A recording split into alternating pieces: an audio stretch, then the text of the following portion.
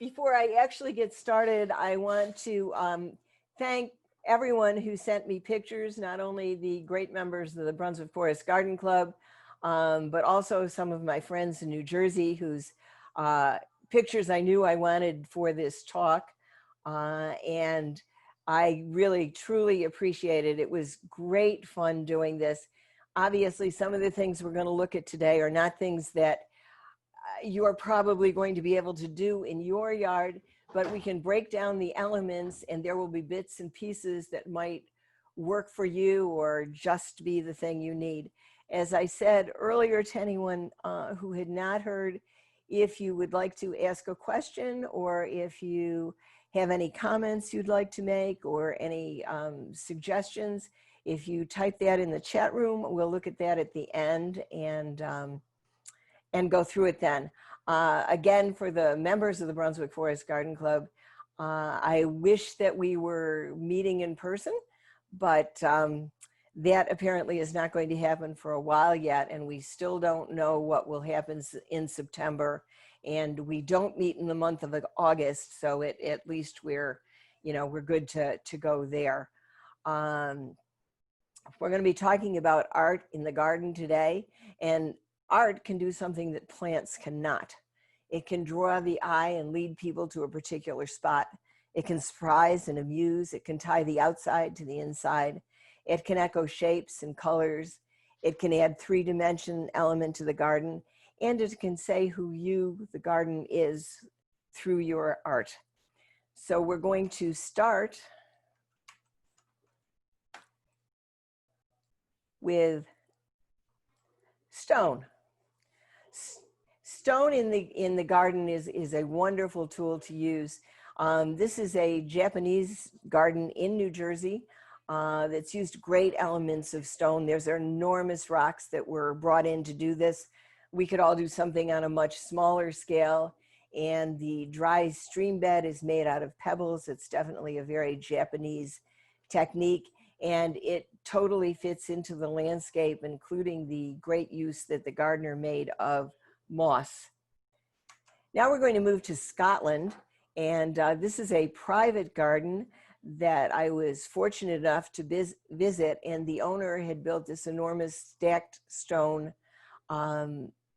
ornament or container. I'm not sure exactly what it was, but it was definitely as tall as a person.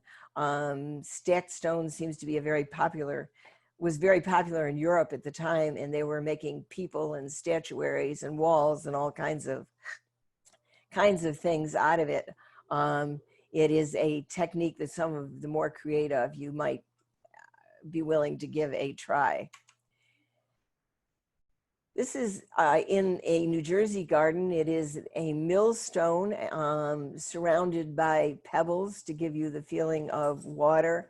Notice how the eye is led toward the container in the back. One of the big things about where we place our art in the garden is so that it becomes a cohesive part in the garden, and that the art and the garden are one and the same.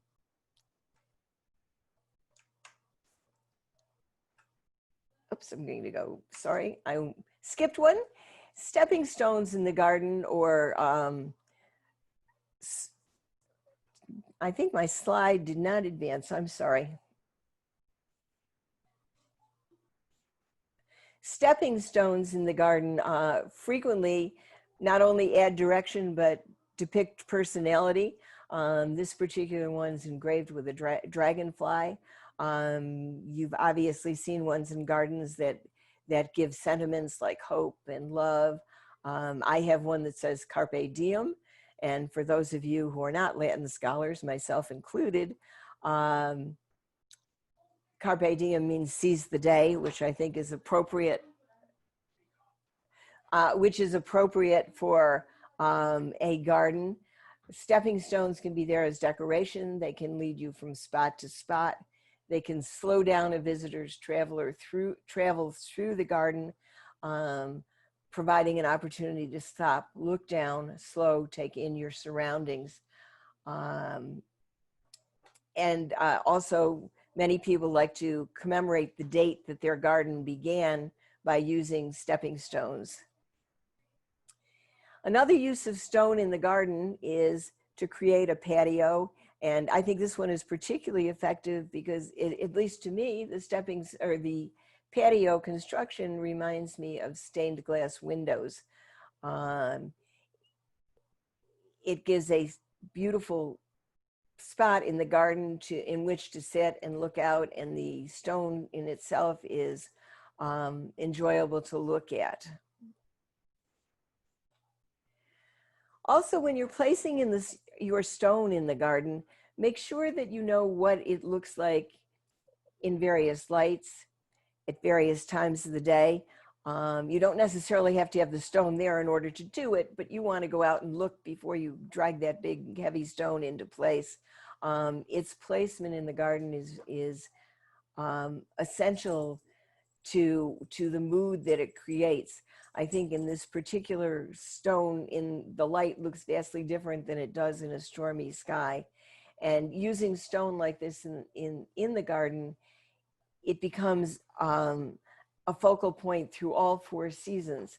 So if you are using it so that you have something wonderful to look at in the winter, make sure that you have that view out your window and not in some corner of the garden.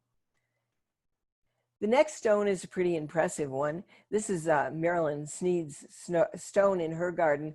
I love the way the blue in the stone is echoed by the blue pot. And it's an enormous stone, as you can well tell. And when Marilyn was debating whether to purchase or not, she told me that the stone salesman told her her husband that it was the cheapest rock he'd ever bought her. And I guess that was the selling point, because it has appeared in her garden. After stone, we're going to move on to glass. This is the work of Dale Chihuly at Biltmore in 2018. These wonderful floating spheres of glass reflected in the pool give you a sense of place and a sense of time. None of us have a pool like Biltmore, but we might very well have a small water feature where we can put small pieces of glass floating and create a similar feel, a similar atmosphere. The next slide is also Biltmore and Chihuly.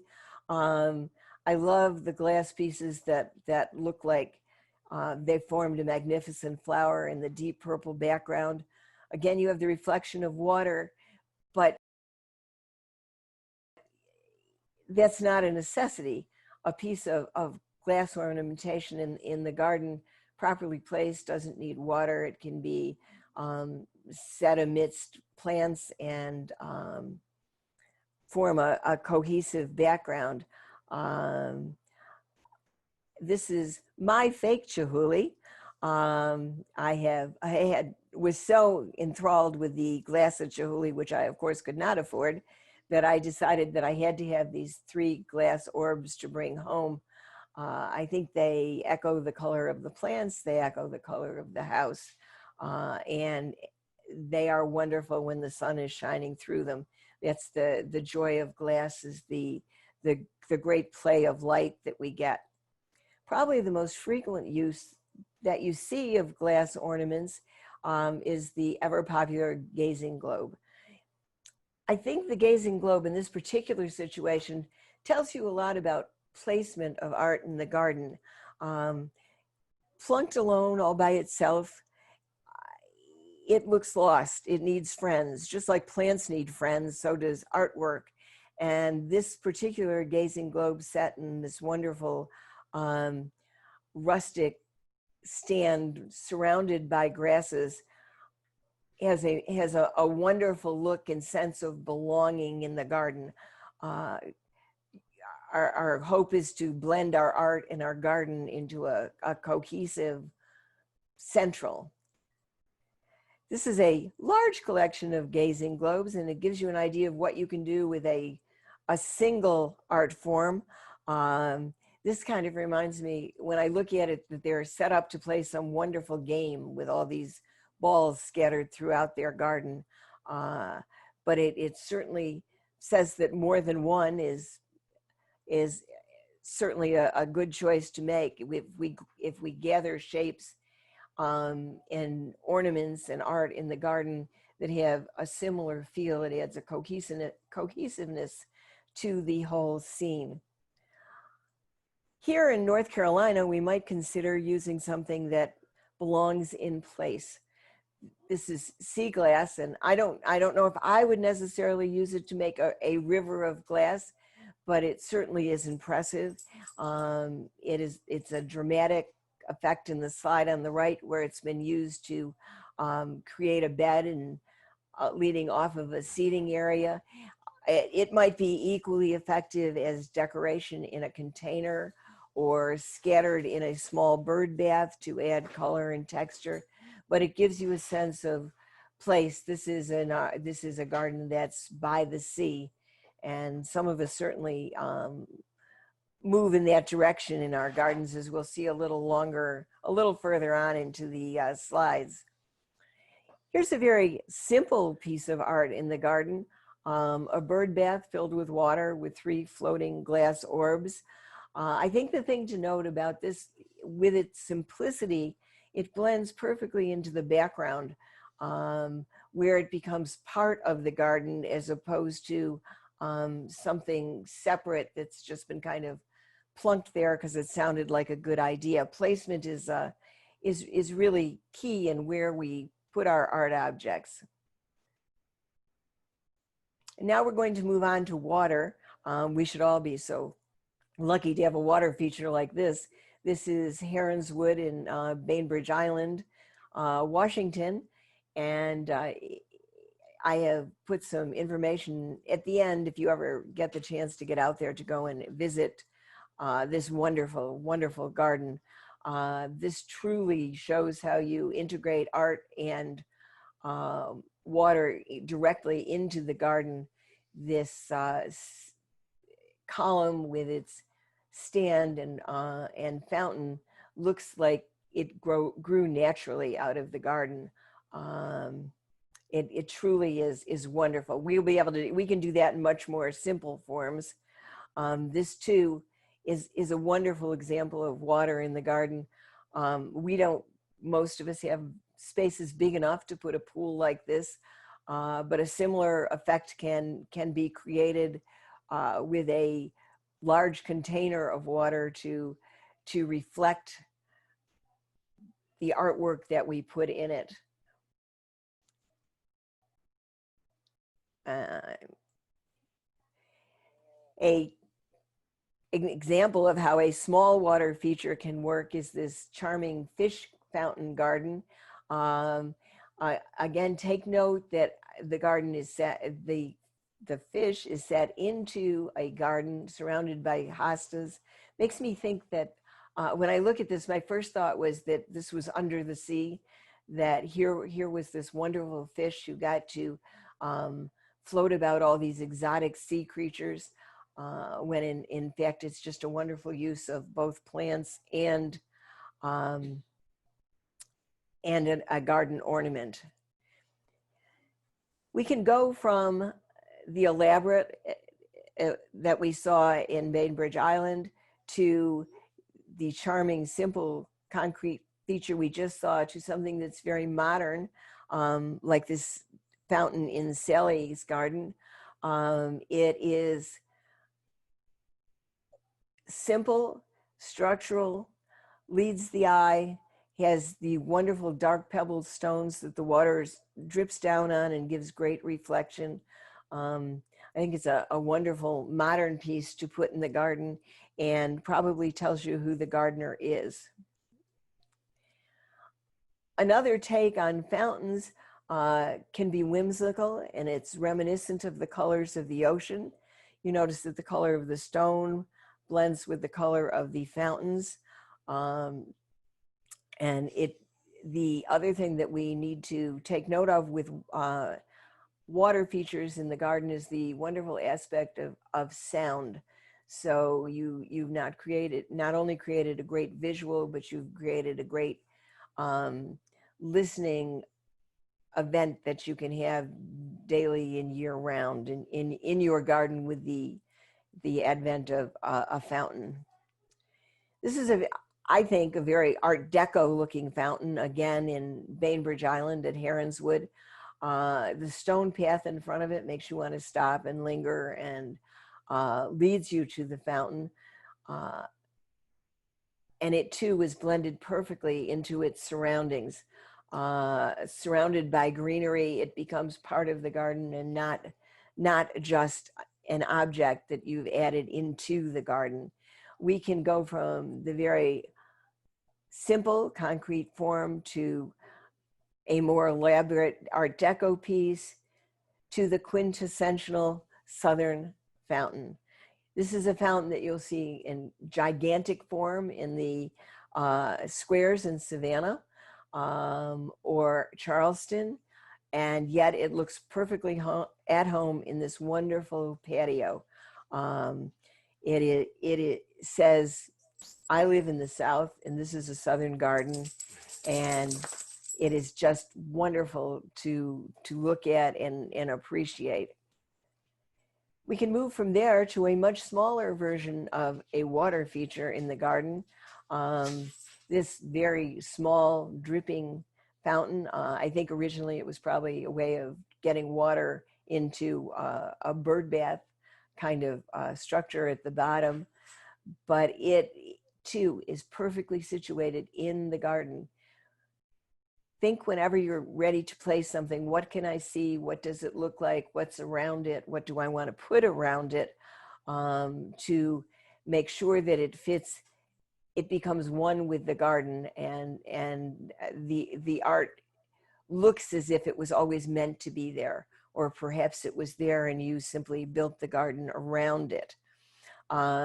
The final fountain that I'm going to, or this is the second to final fountain I'm going to show you, is one of my favorites. This is Carolyn Cook's fountain, which for her has sentimental value. It came from another time and another place, and is reminiscent of where she lived before she came here to North Carolina. It is certainly spectacular, but it tells you a story about the gardener as well as a story about the garden. This next fountain water feature in the garden art is a color addition to the garden. Our statuary, what we put in our gardens does not have to be concrete or terracotta. It can be bright. It can echo the color of the hydrangeas in this particular garden, which gives you again a sense of the fountain belongs in the garden and one complements the other. Or a very simple stone fountain that burbles, sits quietly at the entryway to the house and invites guests into the house, and yet is part of the garden. A category that we don't always think about in decorating our gardens with art is whimsy, something that makes you smile when you go out and look at it. This is from Carol Browser's garden, and it's a sneaker filled with very simple plant combination, but it immediately makes you smile and immediately says that the person here has a sense of humor. They don't necessarily take their garden seriously, but they certainly do enjoy every minute of it. Or what's in your garden can be something that you've had for a very, very long time. These flamingos are 60 years old, and they bring a timelessness to the garden. One of the things I was really surprised about when I was getting pictures from people was that there were fewer birds in the garden than I expected, because when we drive around in Brunswick Forest, there are a whole lot of gardens that have all kinds of birds out there taking stock of the surroundings. And I think they definitely give you a sense that we live in the South, that this is a Southern garden, and that we appreciate all the various wildlife that we have.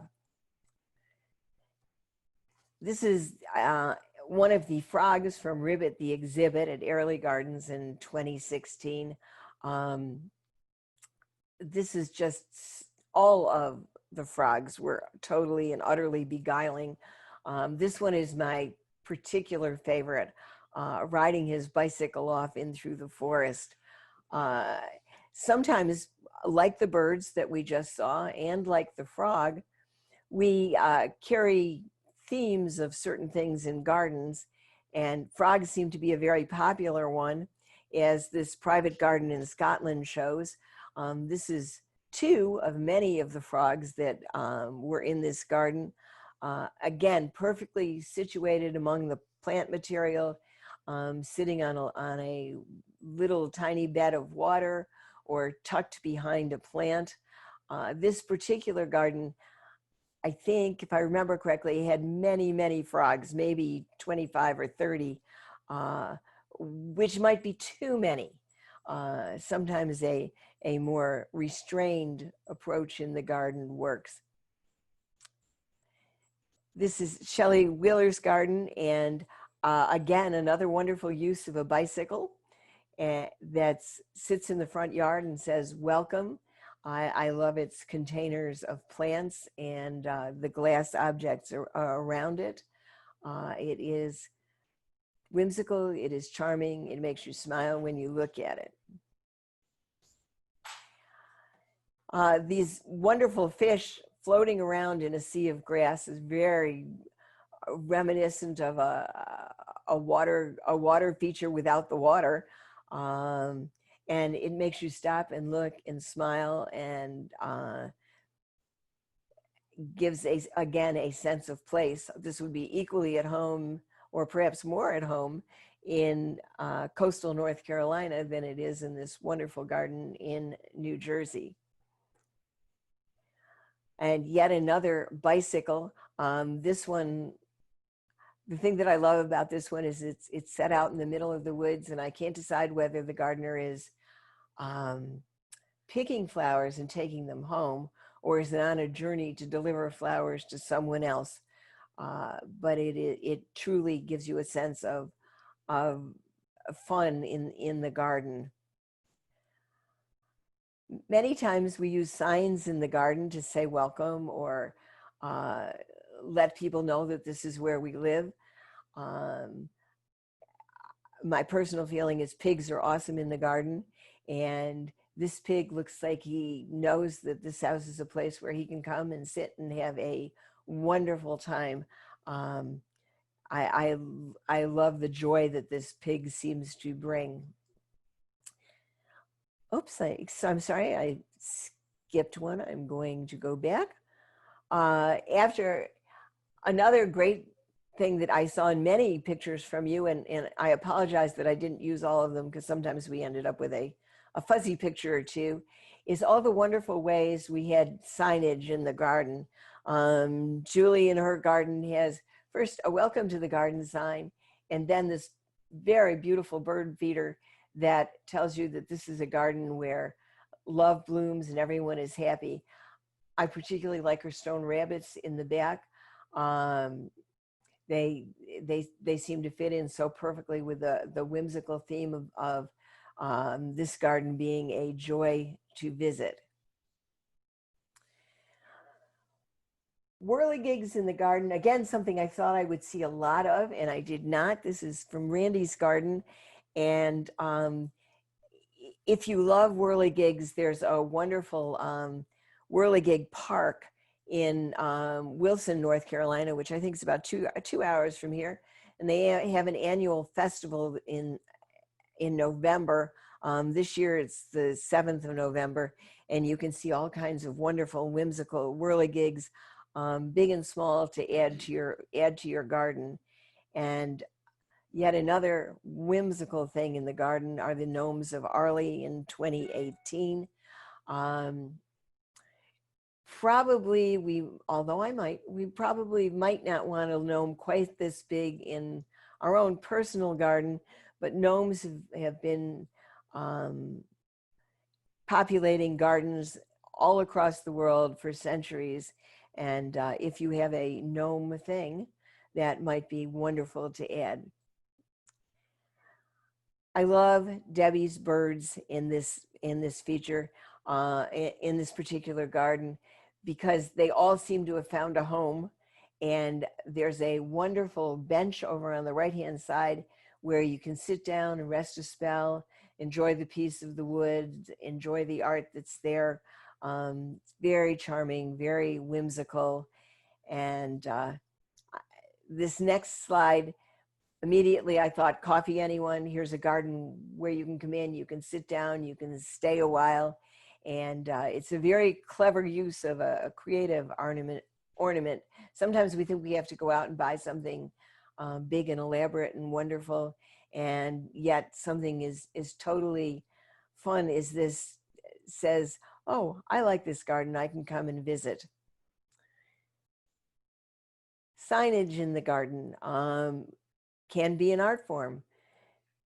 If you need me in the garden, I'll be in the garden tells you exactly who the person who lives in this house is and invites you to come and join them and be with them and be part of the garden. There are lots of ways to employ whimsy in your garden, and they create such joy when people come and visit and get to view all those things that make you happy when you go out into the garden. Next, we're going to take a look at statuary and sculpture, and we're going to cross the gamut from very formal to very informal. This is a statue of Pan, excuse me, in a autumn garden. It was put in this particular setting so that it would look good year round, and it did. Particularly suited to being surrounded by woodlands and plant material, as if Pan was just waiting to sit up and blow his pipes. Moving back to Biltmore in the Chihuly exhibit in 2018, this was a very long wall in Biltmore that was had busts on columns, very formal, very old looking busts coming out of Rome or Greece. And by themselves, they were spectacular garden ornaments. They were a joy to look at. The wall made an incredible background, but I think the modern art glass of Chihuly only made them 100 times better. Sometimes we can, in our gardens, combine more than one element and create an effect that's totally different from what each of them are all by themselves. And all by themselves, they're magnificent. But in this particular combination, they've gone from wonderful to perfect. Or we can go for a very modern look in the garden. I love these spheres. I love the way they're set in the garden. They're big, they're bold, they're modern, they make a statement. People are going to stop and look at them. I think you can see in the picture, you can see them from both inside and outside. And sometimes when you're placing garden ornamentation, it's just as important to be able to see it looking out your windows as it is walking around your garden. And I think this was very effectively done here. Another very effective technique is to make a vignette, a small grouping or painting that shows what elements you love in your garden. We're going to see a lot of faces, and in fact, faces I think were the most popular thing that you all sent me pictures of. I particularly like this presentation because the faces are set in a wonderful garden setting alongside of a path. They cause you to stop, to look, to listen. They also have the added element of the containers that surround them. It's just a very charming picture of using art in the garden. Here's another grouping of concrete sculptures from Lewis and Little in Washington. Lewis and Little are started out as pond developers and then moved on to creating art for their ponds. If you look at these sculptures, each one could stand all by itself independently in your garden. I think they are much more interesting grouped together like this, with a very simple ivy underneath them. They make a wonderful statement in the garden. And then we move on to something more classical. This classic lady invites you into the garden. She's the leads you into a portal with the wonderful column on the wall on one side and the two urns, all of which flank her and make her stand out as the main feature. Definitely a very formal garden, but a wonderful, wonderful way to include several different kinds of structures that create an artistic picture in the garden. This is a more modern statue. And again, going back to what you put in your garden should in some way have personal meaning to you and reflect your tastes or your sentiments about the garden. This statue was a gift from my daughters to my husband for Father's Day. And I think it's very representative of a sense of meaning in the garden that has something to do with more than just the artwork that's there. I think this is also true of Francis's statue of Saint Francis, who has traveled with her over 18 years in several gardens. Francis has some animals, which is totally appropriate for a garden with the patron saint of animals. And I think it fits beautifully into the landscape. Another piece of artwork that fit beautifully into the landscape was in a garden conservancy trip in Connecticut in 212. These very, very ginormous sheep were set outside a large red barn. They were perfect in the place, they were perfect in the setting, and they told a wonderful story. We're going to move now from sculpture to mirrors. Mirrors perform all kinds of functions in the garden. Why do we add them? We add them to expand the view. We add them to highlight the view. Sometimes we add them to distract from a view that we don't want someone to look at. This mirror is absolutely splendidly done. It's almost impossible to tell what's a mirror, what's water, is it a portal? But it does all the things that mirrors do. It reflects, it frames a view, it adds light to the garden. It is a perfect way of using a mirror. If you'd like a more whimsical mirror, this is another one of Airlie's wonderful gnomes. Look at how the plant life is reflected in all the little tiny pieces of mirrored glass that are on this gnome. I think he looks wonderful in the garden and maybe one of the best uses of gnomes I've ever seen in a garden. This might be one of my favorite uses of a mirror in a garden. I just love this little pig, you know, if pigs can fly, gazing into the mirror in this garden setting, and look at the branch that so delicately just reflects itself across the front of the mirror. It's charming, it makes you smile. Using mirrors in the garden, I think I learned about it first from English gardens, and they can do so many wonderful things to a garden. They can enhance what's already there. They can be decorative in their own right. The mirror on the left reflects the beautiful scene of the wisteria and the plants that are growing up around it. The mirror on the right makes you think that you're looking at the view through a window, when in fact it's the view that is reflected in the mirror. Both very well done techniques, easy to do when in your garden. If you have a mirror that you love, or if you find a mirror that you love and you don't know what to do with it, this is a wonderful use. I think this is an extremely well done example of using a mirror in the garden. St. Francis and the pot of flowers are reflected in the mirror. The color scheme of both the mirror and the pot go with the color scheme of the garden.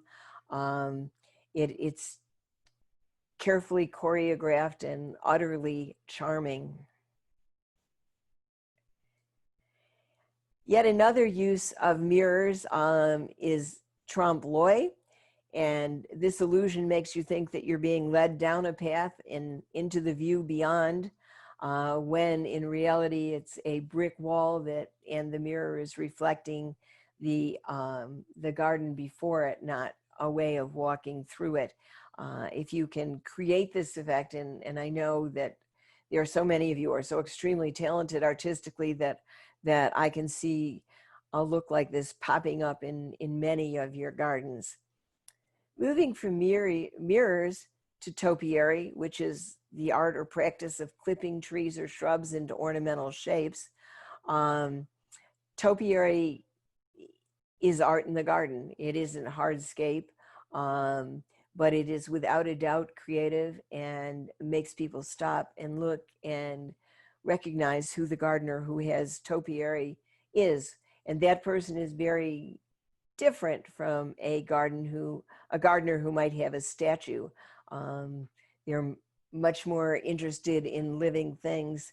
This is the topiary garden at Longwood Gardens in Kennett Square, Pennsylvania.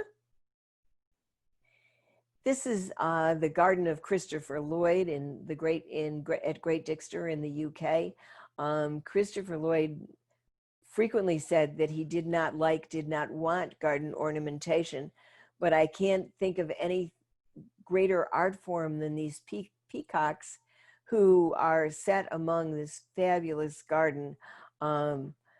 Truly, they are a work of art and add so much to that scene that I think that we don't need any other objects. This is the work of Pearl Fryer in Bishopville, South Carolina, which is about 2.5 hours from here. And we can go visit the garden. The garden is open to the public. Mr. Fryer started his topiaries to win the Garden of the Month award in his small town. And he tried 1 year, and he tried 2 years, and he tried 3 years, and he continued sculpting as he went until ultimately he had over 300 topiaries on his 3-acre property, and he did indeed win the Garden Award of the Year for that. So if you have an inclination, you might try some topiary work. This is a small picture of Pearl Fryer working on some of his topiary. It took quite a bit of equipment to do it. He did it all with a chainsaw. In addition to topiary, he also was into whimsical objects that he created out of things that he found, as you can see by the piece in the right-hand corner of your screen.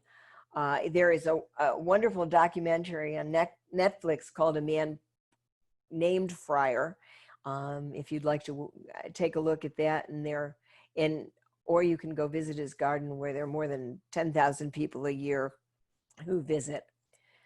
Perhaps a more practical use of topiary for us would be like this private garden in Connecticut, where they have stacked a row of topiary on a wall, and you get to see all the unique shapes and sizes, but on a much smaller scale.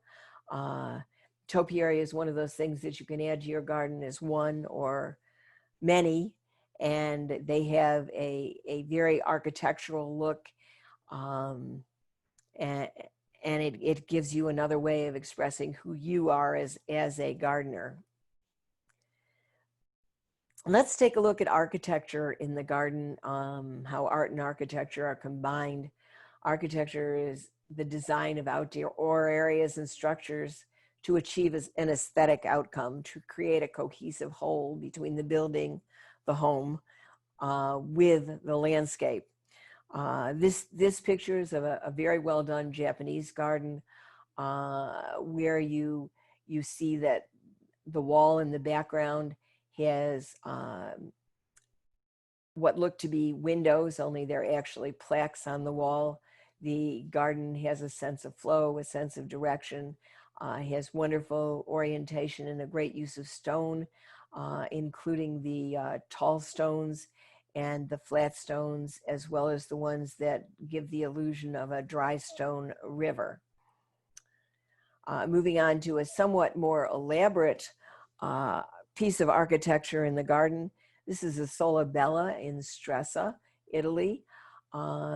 Sits on a wonderful island, and this, I don't know which comes first, the architecture or the garden, but they are equally brilliant. They encompass all the aspects of architecture that you could hope for in a garden.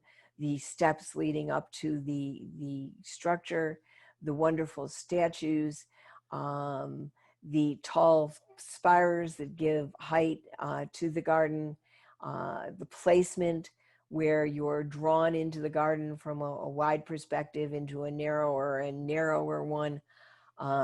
Truly spectacular. Another way of architecture in the garden is to create a mood or create a scene. This was a garden conservancy tour in Connecticut. This particular piece of garden art overlooked a lap pool. We might not be able to create it exactly as it is, but you can see some of the elements that we've already looked at, the mirror in the background, the shapes of the objects that rest among the stones. I think they look like they could have been dredged up from the sea. The wonderful use of the chandelier, certainly something that some of us could incorporate into our gardens. I don't know what this garden says to you. Does it say romance? To me, it says Miss Havisham's wedding cake, and there's something almost creepy about it.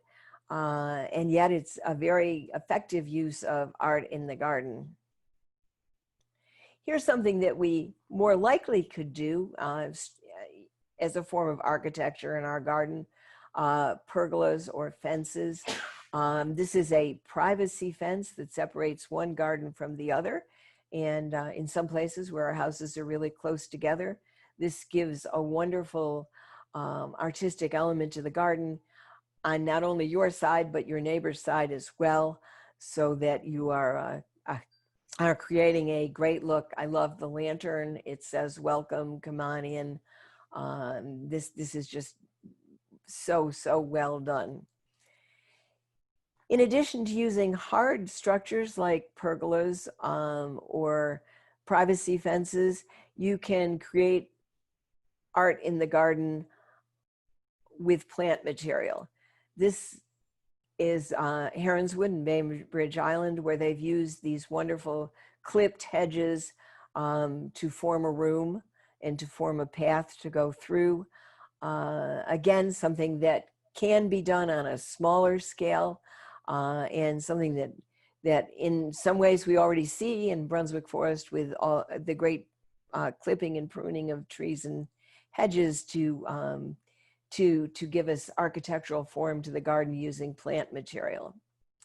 Two tears are another wonderful addition to the gardens. Two tears, obelisks, and other structures made out of wood or metal add a strong presence in the garden. It's a great way to add rhythm.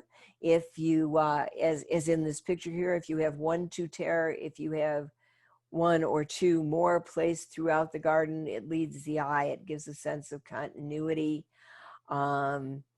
I also take a look at in this picture and see the small mirrors that are hanging from the tree to reflect light. We can always mix elements in the garden where art is concerned. It fits into its place, surrounded by plants with a dark green background that makes it stand up. When you're thinking two terres or obelisks or any of those things, keep in mind that they can be any color that you want. They can be white, they can be green, they can be black, they can be red, and each one would add a different statement. Another use of architecture in the garden is the dry stream bed that leads your eye.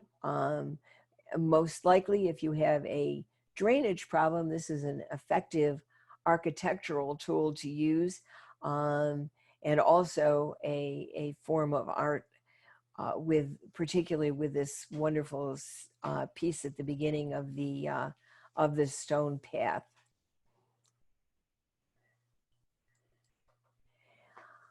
The power of portal or going through space. I've borrowed this concept from Jan Johnson, who wrote a wonderful book called Gardentopia, which gives you all kinds of great ideas on how to use art in the garden.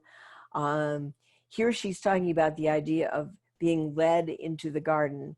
In the picture on the left, you're led in by an archway covered in plants. On the one on the right, you have an actual archway built out of wood and a gate that's left open that says, "Come into my garden, you're welcome." A different way of doing this is a more rustic version of the same gate. Again, the gate door is open. It gives you a glimpse of a view into the garden and says, "Come into my garden." You can have the same effect with a see-through garden. If you are lucky enough to find a wonderful old wrought iron gate, you don't need a wall or a structure on either side of it, as this is exhibited. It gives you a full view into the garden. And I think with the gate closed, it gives you kind of the idea that maybe this is a secret garden and you get just to peek through the structure. Again, a very effective technique. Another technique where an arch has been used, the arch has been covered in plant material, and it is on either side has decorative elements of found materials stacked upon each other that add to the overall feel of the garden. Back to Isola Bella just one more time so you can get a close-up of what could be done. One of the reasons I'm showing this picture is I know that a lot of us here have shell walls around our house or along our backyard, and they definitely are an architectural feature of your house, and we should look at ways that we might play upon that feature. Perhaps even something as simple as adding a wonderful seashell like the ones we have here to the walls as decoration.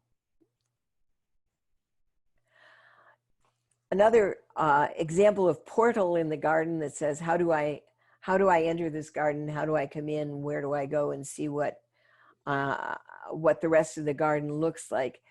The two wrought iron urns on either side of this, it is the end of a driveway with the charming planter in the middle, leads your eye down the path and around the corner to what to see next. Another important feature of art in the garden is it can take you somewhere and give you an expanded vision.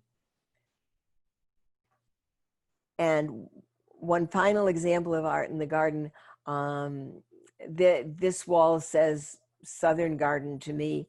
The brickwork is a style that you see everywhere in Savannah and Charleston's great gardens, and the antique dining set, which is also a piece of art. Furniture can be art in the garden. Again, I was very surprised that I didn't get more pictures of decorative benches or wonderful pieces of furniture. And then finally, the last piece of art in that picture is the wonderful birdcage set on the table. Now we're going to take a look at stands and columns. We're back at Bainbridge Island where it was done so brilliantly. Stands and columns tend to be exclamation points in the garden. They draw the eye up. In the case of this picture, they are not only drawing the eye up to look at the containers that are poised on top of the pedestals, but they are forcing the eye to look forward beyond the pedestals from one to the other, forming a rhythm as we go. This delightful turtle who has a very simple pot of very simple plants is a wonderful, charming, whimsical addition to the garden. It not only elevates the plant, but it accentuates the turtle as well. This is one of my all-time favorite uses of found pieces in the garden. In fact, I've offered to steal it on several occasions. No luck so far. But you have wonderful architectural pieces that have been gathered from different places and put together to form a cohesive whole. You have a use of several planting containers, one with the faces, the rectangular planter that's placed on top of the other objects, and the pieces on either side that remind me of pineapples, which I'm sure, as you all well know, are welcoming signs in the garden. A few more examples of columns with pots on top of them. I particularly like the one on the right because there's moss growing up it, and it adds yet another element to the art object. I think you've probably noticed going throughout that those columns and pots that have plants in them, that the plants very much are in keeping with the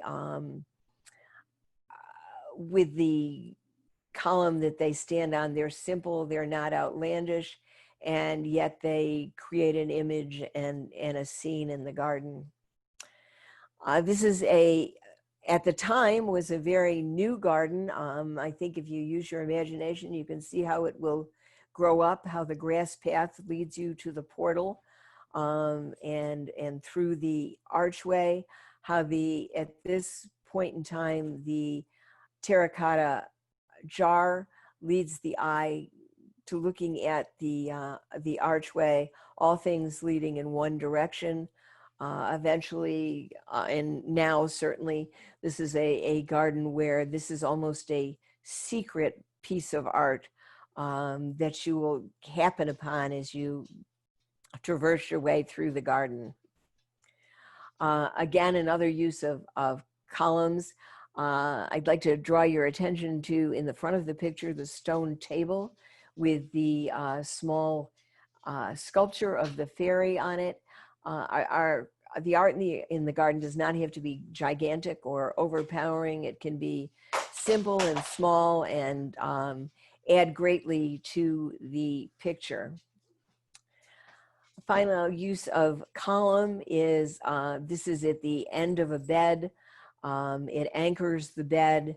It shows off the wonderful Siebert and Rice pot, as well as the very architectural form of the planting that's in it. Faces were one of the things that I saw a lot of, and that we got a lot of pictures of. Faces in the garden are very effective. This is the Green Man. The Green Man is legendary. He's interpreted as a symbol of rebirth, representing the coming of spring. He's generally sculpture and surrounded by leaves.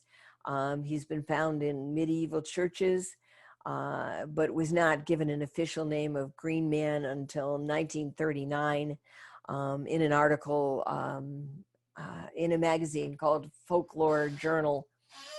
But faces can be very effective in the garden. This is one of Lewis and Little's faces in Bainbridge Island, Washington.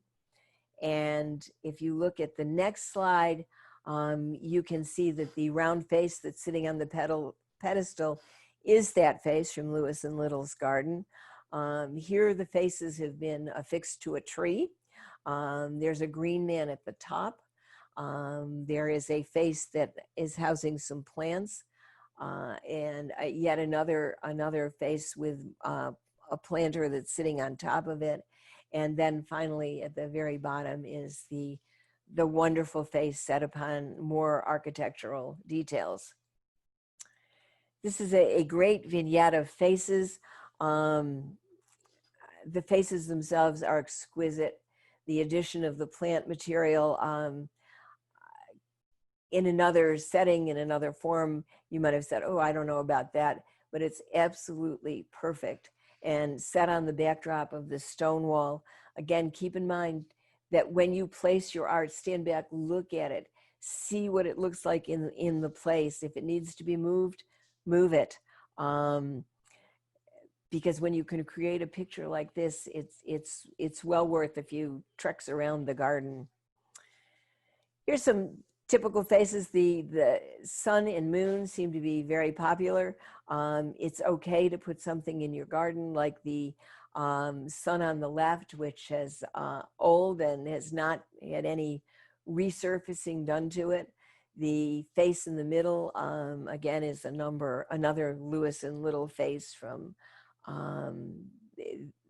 Bainbridge Island.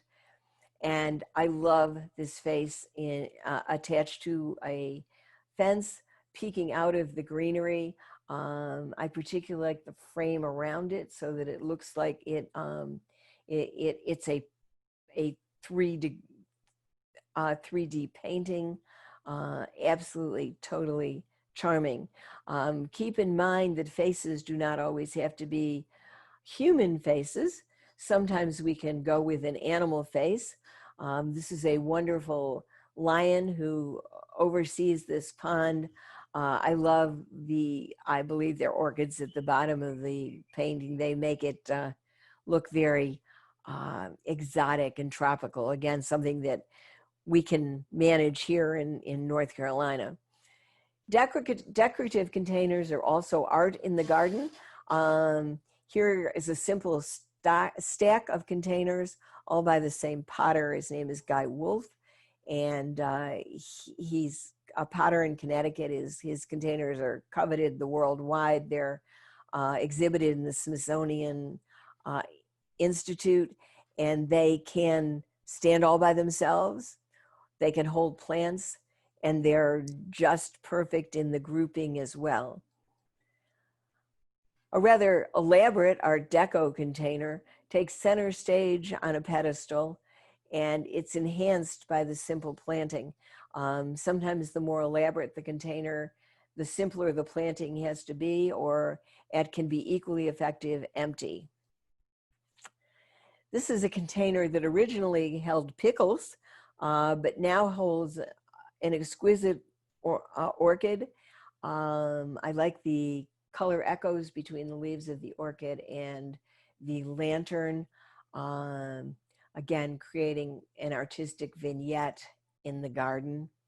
One of my favorite ways to use a container, particularly one that's as big and as ostentatious as this one, is to leave it empty.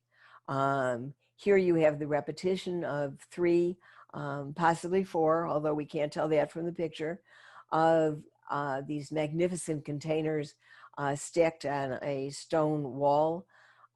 It leads the eye. It is an incredible artistic statement in and of itself, and it absolutely fits into the landscape. And again, Lewis and Little in Bainbridge, Connecticut, in Bainbridge, Washington. These are the 2 same groupings of planters. In the picture on the left, I want you to take note of the glass orb sitting in the planter, as well as the plant material. And the color of the piece of sculpture. It truly is a piece that could stand all by itself. It would need nothing else. But then when you combine it with 2 columns, with plants drooping over, with the round water feature bowl, again with a small round object floating in it. We tend to gravitate towards round shapes, and they're particularly effective in this. I think that the whole of the scene with all of the containers together is much more impressive than the single container. But either way, they make a statement in the garden and show wonderful use of art forms. Lewis and Little have done a wonderful book. I've put it in the bibliography at the end of the talk in case you're interested, where they show you how to make some of these things. I know that there are some members of the club who are potters, and I think if they would like to get into the business of making some of these things, they'd have a lot of customers. The final slide is at the Newport Flower Show. This is Kent Russell, who is a garden designer. This is a design that Kent did at the Newport show. It is spectacular. Not only is the container and the piece of artwork spectacular, the planting is spectacular. And I had told you that I had a great surprise for you, and that surprise is that Kent is going to be coming to speak to the Brunswick Forest Garden Club in April of 2021. I can guarantee you that it will be not only a learning experience. I learned more from Kent than I could possibly retell about how to plant containers and how to keep them going and how to make them aesthetically pleasing. But he's also entertaining and charming. So I am really looking forward to having him join us at our April meeting in 2021. If there are any questions or comments, I'll take a quick look at those now. I'm going to put the bibliography up for you just so you can take a look at it. I will be sending a PDF to everyone who's joined in the Garden Club and who's joined today, so that you'll have all the pictures and the information at hand. So let me take a quick look and see, are there any questions or comments? I'm moving to the next slide. And yes, there are a few. Okay.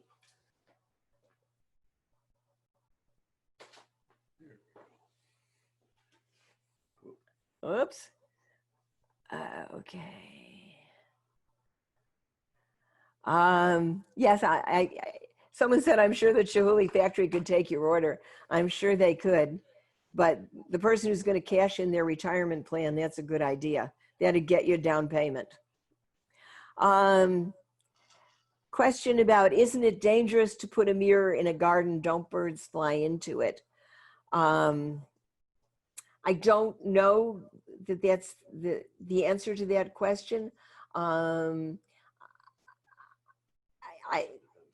I think it depends on the size of the mirror and where the mirror is located.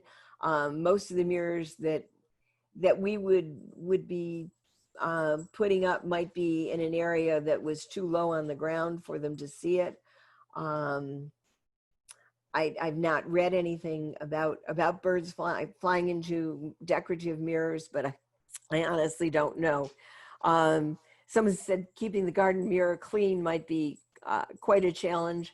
Indeed, the mirror has to be cleaned in order for it to be effective. The name of the whirligig place is listed in the links and information at the bottom of the talk. And how is everyone dealing with the need to move garden art for the hurricane prep? I can only speak for myself and tell you that most of the stuff that I have, the columns that I have, I end up lying down on the ground, and they are, for the most part, so heavy that once you've laid them down flat, there's no way they're going to tip over or be picked up. Anything that's really fragile, I move into the garage, into the house, just like we do with furniture. And hopefully if we have something that's very large, I know you saw a few statues in several gardens here that were quite enormous, and I think just the positioning and the weight of them probably um, is going to keep them relatively safe. If anybody has any ideas or information or has had experience with that, if you want to send me an email, I'll be glad to distribute that to the to anyone who's interested. I want to thank you all for joining us this afternoon. Um, it was great fun putting this together. And again, I thank all of you who were kind enough to provide me with pictures and information. And again, I thank my technical support, because without the technical support, you probably would not have seen anything today. You would have just had to listen and watch nothing. I hope that we all will be able to get together soon. And in the meantime, I hope that you stay well and that you enjoy your garden, and that when next we look at art in the garden, everybody will have something new and exciting that they want to share. Thanks again. Bye now.